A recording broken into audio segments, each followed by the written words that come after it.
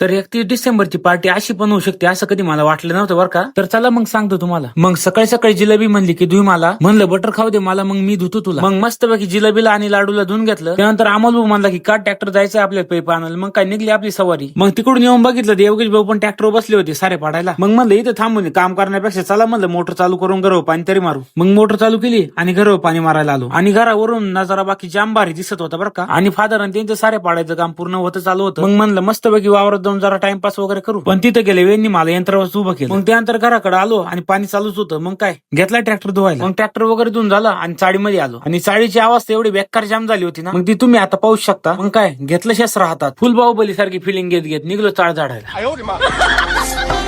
बापू किसान है सब पे अलग छोरी अपनी पहचान है सर वाले देखे होगे छोरे. मग चाळ वगैरे झाडून झाली बघा बरं आपली चाळ कशी दिसती. आपलं 31 डिसेंबर असाच गेला. तुमचं 31 डिसेंबर कसा गेला हे कमेंट मध्ये नक्कीच सांगा. भेटू आता नेक्स्ट व्लॉग मध्ये. तोपर्यंत जय हिंद जय भारत.